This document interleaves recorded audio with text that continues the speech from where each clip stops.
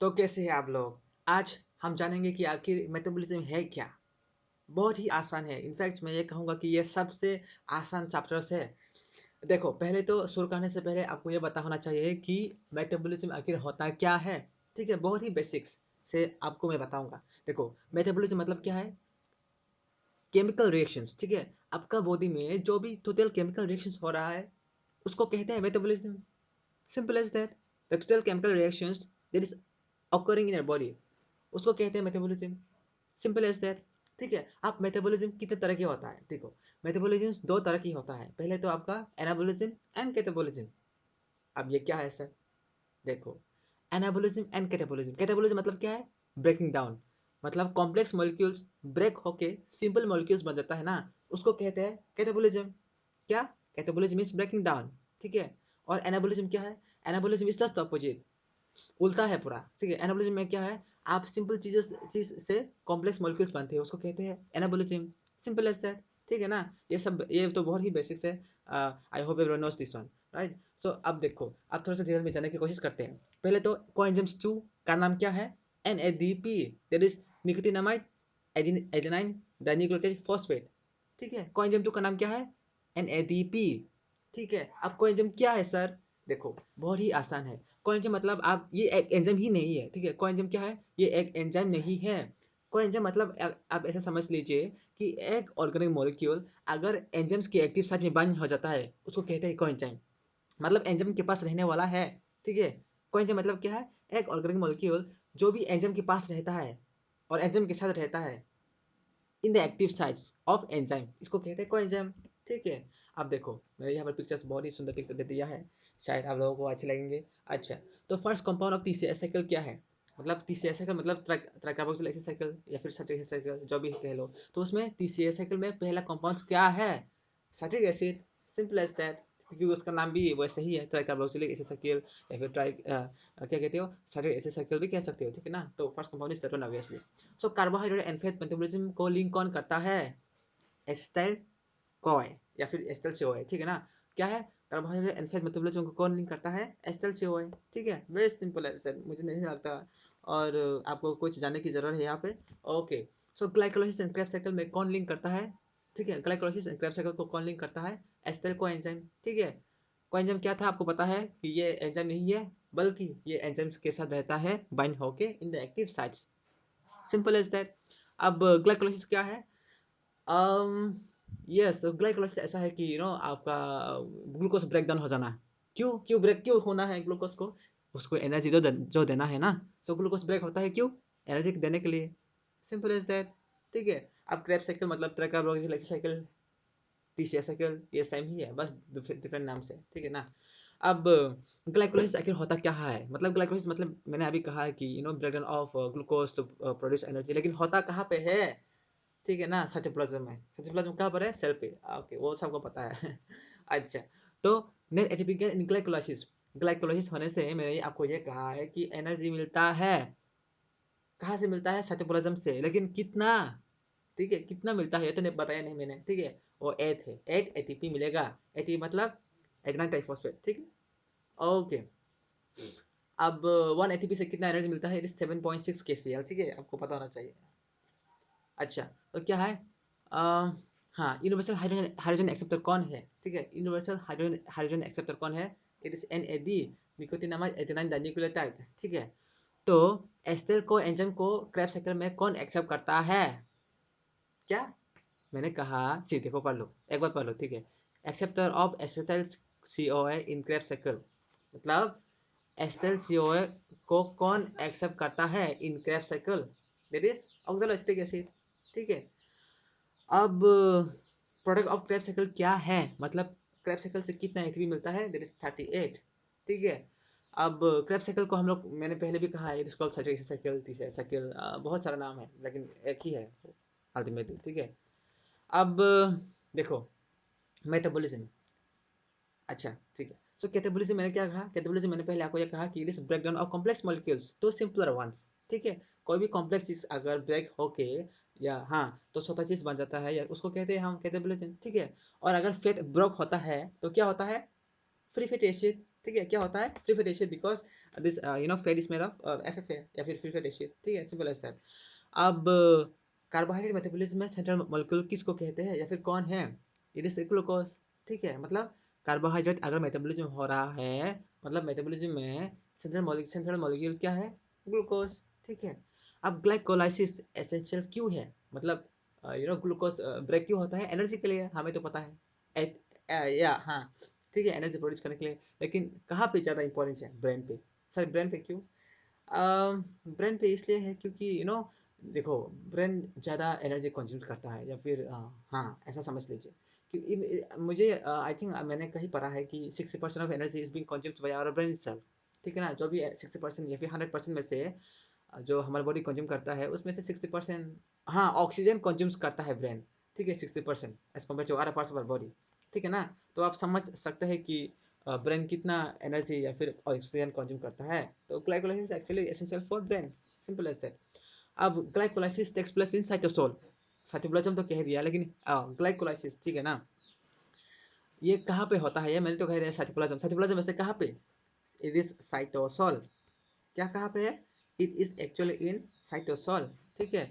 अब glycogen from glucose. अगर glycogen होना है, देखो पहले तो ग्लाइकोजन क्या है ये आपको समझ लेना चाहिए, ठीक है ना। बेसिक्स आपको पता होना चाहिए, ठीक है ना। अब देखो ग्लाइकोजन है क्या? ये एक पॉलीसेकेराइड है। क्या है?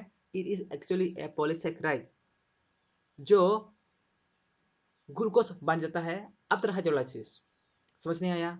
ठीक है, फिर से कहता हूँ। ग्लाइकोजन को अगर हाइड्रोलाइसिस होता है, हाइड्रोलाइसिस मतलब आप ऐसे समझ लीजिए कि अगर ब्रेक डाउन होता है विद हेल्प ऑफ वाटर, ठीक है ना। ग्लाइकोजन को अगर ब्रेक डाउन किया जाता है तो फिर वो हो जाता है आपका ग्लूकोज, ठीक है। ग्लाइकोजन एक पॉलीसेकेराइड है जो कि है आपका एनिमल्स में रहता है। कहाँ पर रहता है ग्लाइकोजन? एनिमल्स में, ठीक है। आप ऐसे समझ लीजिए इसको, इट्स कार्बोहाइड्रेट, ठीक है, एक तरह की कार्बोहाइड्रेट है ये, ठीक है। दैट इज ग्लाइकोजन पॉलीसेकेराइड, हाँ, पॉलीसेकेराइड कार्बोहाइड्रेट से नहीं है। अच्छा, तो क्या है कि ये ग्लाइकोजन एक तरह के ग्लूकोज है जो क्या कह रहा हूँ मैं? ग्लाइकोजन, हाँ, glycogen from glucose, it is from gluconeogenesis. मतलब अ, समझ में आ रहे हो ना? मैं आपको ये बताना चाहता हूँ कि अगर ग्लाइकोजन बनता है फ्रॉम ग्लूकोज, उसको कहते हैं ग्लूकोजेनेसिस। ग्लूकोजेनेसिस, जेनेसिस मतलब ओरिजिन, ठीक है। अगर ग्लाइकोजन ग्लूकोज से बनता है तो ग्लूकोजेनेसिस कहते हैं उस प्रोसेस को, सिंपल एज दैट। अब ग्लाइकोलाइसिस कैसे बनते हैं, ठीक है, वो है आपका ईएमपी पाथवे, ठीक है। ईएमपी पाथवे कहता है, समझ में आ गया? अब ईएमपी मतलब क्या है? It is Embden Meyerhof Parnas pathway, ठीक है। आपको सब बुक में नहीं मिलेंगे, ये जो है ये बेसिक्स है, ठीक है। ईएमपी मतलब क्या है? Embden Meyerhof Parnas pathway, ठीक है। अब ये क्या है, ये मत पूछो, because I think it is some kind of name जिसने ये डिस्कवर किया है ईएमपी पाथवे, ठीक है ना। अब ईएमपी का काम होता क्या है? इस पाथवे का ना काम होता क्या है? पहले तो ये समझ लीजिए कि ये ग्लूकोज को मेटाबोलाइज होने के लिए मदद करता है या होने में मदद करता है। क्या? ईएमपी पाथवे आपका ग्लूकोज, देखो, मेटाबॉलिक यूज ऑफ ग्लूकोज में मदद करता है, मतलब ग्लूकोज को ब्रेक डाउन होने में, आई मीन ग्लाइकोलाइसिस को ब्रेक डाउन होने में मदद करता है ताकि आप एनर्जी प्रोड्यूस कर सके। और एनर्जी कौन सा है? एटीपी हो गया, ठीक है, जीटीपी हो गया, ये सब एनर्जी है। जीटीपी मतलब गोनाइल ट्राइफॉस्फेट, ये सबको पता होना चाहिए, ठीक है। मैं क्या कह रहा हूँ, मतलब ईएमपी पाथवे एक ऐसा पाथवे है जो ग्लाइकोलाइसिस में मदद करता है, सिंपल एज दैट। ग्लाइकोलाइसिस होता क्यों है सर? बिकॉज एनर्जी प्रोड्यूस करना है सर। एनर्जी मतलब कैसा एनर्जी सर? एटीपी, ठीक है, समझ में आ गया? सर कितना एटीपी? 8 एटीपी, 8, ठीक है, 8। अच्छा, तो ट्राइग्लिसराइड्स है क्या है? वो नॉन पोलर है। पहले तो ये समझ लीजिए कि ट्राइग्लिसराइड्स है क्या। अब ट्राइग्लिसराइड्स मतलब it is a fat from food, मतलब फूड से जो भी आप खाना खाते हो ना, वहाँ से आप फैट मिलता है, वो ट्राइग्लिसराइड्स फॉर्म में होता है, ठीक है। उसके बाद सर ये नॉन पोलर है क्या सर? देखो, बहुत ही आसान है, ठीक है। आप ध्यान से सुनिए मेरे बातों को, you will be very clear with the concepts, ठीक है ना। मैं और भी वीडियो लाऊंगा जहाँ पे आपको और भी बेसिक्स में क्लियर करने की कोशिश करूंगा। इनफैक्ट मैं नेक्स्ट टाइम बहुत डिटेल में पढ़ाने की कोशिश करूंगा, ठीक है। वो नेक्स्ट सीरीज में आएंगे। अब क्या है कि नॉन पोलर, ठीक है, नॉन पोलर है क्या? पहले तो ये पोलर नहीं है ठीक है। पहले आपको पोलर क्या है समझना चाहिए। पोलर मतलब आप ऐसे समझ लीजिए कि पोलर मतलब नॉर्थ पोल साउथ पोल है, ठीक है ना। वैसे ही इसमें क्या होता है कि पोलर मतलब इसका negative charge and positive charge होता है। क्या? Positive charge and negative charge, ends मतलब उसके जो ऑपोजिट साइड में है ना, उसमें नेगेटिव डिफरेंट चार्ज या फिर ऑपोजिट चार्ज होता है, उसको कहते हैं पोलर। ठीक है, अब पोलर की वजह से क्या है कि चार्ज इवनली डिस्ट्रीब्यूटेड नहीं होता। क्या नहीं होता? इवनली डिस्ट्रीब्यूट नहीं होता, मतलब यहाँ पर पॉजिटिव है, वहाँ पर नेगेटिव है, ऐसा होता है। It is called polar. ठीक है, समझ में आ गया? अब नॉन पोलर है क्या? Sir just opposite. क्या है जस्ट ऑपोजिट? मतलब नॉन पोलर में होता क्या है, it is having charge evenly distributed, मतलब उसका चार्ज ना वो इवनली, मतलब क्या कहते हो, अच्छी तरह से डिस्ट्रीब्यूशन किया गया है। इसमें ना पॉजिटिव ज़्यादा है ना नेगेटिव ज़्यादा है। ठीक है ना, ऐसा कुछ भी नहीं होता इसमें। मे बी न्यूट्रल, क्या कहते हो, इवनली डिस्ट्रीब्यूट होता है। ठीक है, अब मैं हिंदी से कैसे बात करूँ, इवनली को क्या कहूँ, समान, समान से डिस्ट्रीब्यूट किया मतलब समान से एनर्जी डिस्ट्रीब्यूट होता है। कहाँ पे? नॉन पोलर में। और यहाँ पे कोई भी पॉजिटिव या नेगेटिव चार्ज एंस नहीं होता। क्या नहीं होता? पॉजिटिव या नेगेटिव चार्ज एंस। ठीक है, मतलब ऑपोजिटली चार्ज एंस नहीं होता। ठीक है, अब मैंने पहले भी कहा था, ठीक है, ग्लाइकोजन अगर, हाँ मैंने एलिमेंट्स का कहा है। ठीक है, ओके, अगर ग्लाइकोजन स्टोरेज फॉर्म में रहता है प्लांट्स में, तो फिर वो उसको कहते हैं स्टार्च। क्या कहते हैं? स्टार्च। ठीक है, अगर एनिमल्स में है तो क्या कहते हैं? चलो मैंने कह दिया, फिर आप कमेंट में लिख दीजिए। ठीक है, अब ठीक है, फॉर हाँ, तो मैं क्या कह रहा था, तो देखो मेटाबॉलिज्म पहले देखो, storage form of glycogen in animal क्या कहते हैं? ग्लूकोज। ठीक है, अगर एनिमल में ग्लाइकोजन स्टोरेज फॉर्म में होता है तो फिर उसको कहते हैं ग्लूकोज, और अगर प्लांट्स में है तो इट इज कॉल्ड स्टार्च। ठीक है, अच्छा, सो मेटाबॉलिज्म ब्रेकडाउन कितना रेट में होता है? Is that rate is called as steady state. Steady मतलब नॉट एक्सपोनेंशियल, इतना भी नहीं, कम भी नहीं। ठीक है ना, तो मेटाबॉलिज्म ब्रेकडाउन जो होता है या फिर मेटाबॉलिज्म ब्रेकडाउन होता है वो स्टेडी स्टेट में होता है। अब हाइपोक्सिया मतलब ऑक्सीजन डिलीवरी अगर कम हो रहा है ना हमारे टिश्यूज में, उसको कहते हैं हाइपोक्सिया। हाइपोक्सिया क्या है? मतलब आपका जो भी ऑक्सीजन है उसको डिलीवरी में धीरे हो रहा है। जैसे कि आपने फ्लिपकार्ट में या फिर अमेजन में ऑर्डर कर दिया, और बहुत ही देरी हो रहा है। ठीक है ना, बहुत ही देरी हो रहा है, आपको टाइम दिया गया है, लाइक 10-15 डेज, 18 डेज, अगर आप बहुत दूर हो सिटी से। होता है ऐसा होता है। ठीक है ना, गाँव में रहने से आपको पता चलेगा। तो फिर क्या है, अब मतलब डिलीवरी बहुत लेट हो जाता है। वैसे ही यहाँ पे अगर ऑक्सीजन डिलीवरी बहुत लेट हो जाता है, तो उसको कहते हैं क्या? हाइपोक्सिया। ठीक है, और अगर ब्लड ब्लड डिलीवरी में या फिर ब्लड सप्लाई में आपका ब्लड फ्लो में बहुत ही कम हो जाता है रेट, तो हमारा टिश्यूज में अगर ब्लड बहुत ही देरी से पहुंच रहा है तो फिर उसको कहते हैं क्या? ईस्चेमिया। क्या कहते हैं? ईस्चेमिया। ISCHEMIA, ईस्चेमिया। ठीक है, अगर ब्लड ये डिलीवरी में बहुत देरी कर रहा है तो टिश्यूज में ट्रांसफर करने के लिए। ठीक है, अब कैसे स्टोरेज होता है वो समझ लीजिए ग्लाइकोजन को। अगर 1 ग्राम ग्लाइकोजन है तो फिर 2 ग्राम वाटर है, ऐसे स्टोर होता है। ठीक है, कैसा होता है? ग्लाइकोजन अगर 1 ग्राम है तो वाटर 2 ग्राम है, इससे स्टोरेज हो जाता है। अब ग्लाइकोलाइसिस कौन रेगुलेट करता है? ठीक है, ग्लाइकोलाइसिस मतलब क्या है, मैं फिर से बता देता हूँ। ग्लाइकोलाइसिस मतलब ब्रेकडाउन ऑफ एनर्जी। ठीक, आई ब्रेकडाउन ऑफ ग्लूकोज। ठीक है, क्यों? To produce energy. सर कितना एनर्जी? Eight ATP. ठीक है, और ये कहाँ पर होता है? सर साइटोप्लाज्म में होता है, और मतलब साइटोसोल में मतलब क्या नहीं, मैंने कहा नहीं। ठीक है, साइटोसोल मतलब एक्वस पोर्शन ऑफ साइटोप्लाज्म। ठीक है, एक्वस सॉल्यूशन ऑफ साइटोप्लाज्म, ऐसे कोई समझ लीजिए।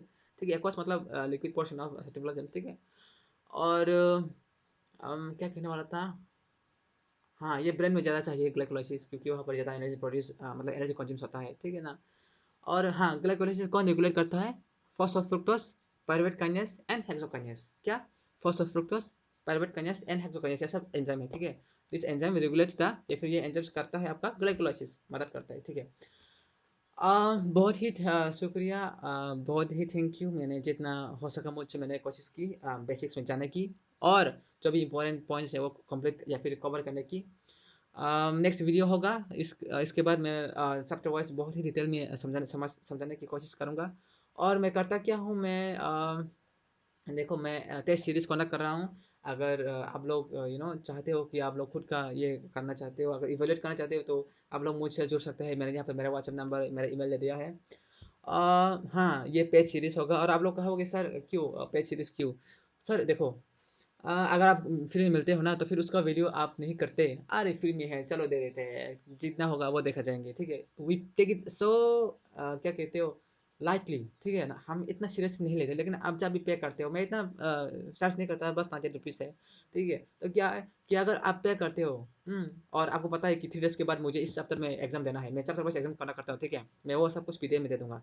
तो क्या है कि हाँ, डिस्क्रिप्शन में चेक कर लेना। तो क्या है कि अगर आपको पता है कि 3 डेज़ के बाद तो मेरा ये एग्जाम है, इस चैप्टर में अगर मैंने नहीं पढ़ा तो लॉस हो जाएगा, ठीक है ना, मैंने जो पैसा दिया है वो तो वेस्ट हो जाएंगे 90 रुपीज़। तो आप क्या होगा, अल्टीमेटली आपको पढ़ना पड़ेगा, ठीक है, आप पढ़ेंगे यार ये मेरा एग्जाम है, मुझे फर्स्ट रैंक मिलना है। और आपको, हाँ, मैं ये भी कह दूँ कि आपका रैंक आएगा, मतलब आज एग्जाम देंगे ना तो कल मैं रैंक पब्लिश कर दूंगा, ठीक है। तो क्या है, ओ माँ मुझे फर्स्ट आना है, मेरा एग्जाम कैसे क्लियर होगा, यहाँ पर मुझे ही नहीं, मैं नहीं हो पा रहा हूँ, ठीक है। ये कहीं कहीं पर भी आप यूट्यूब में देख लो, टेस्ट सीरीज तो बहुत मिल जाएगी, लेकिन रैंक और ये सब नहीं मिलेगा, ठीक है ना, चैप्टर वाइज नहीं मिलेगा, ठीक है। तो क्या है कि वो भी इतना कम दाम है ना, 10 रुपीज़। बहुत लोग तो 1000 2000 चार्ज करते हैं, मैं चार्ज नहीं करता, ठीक है।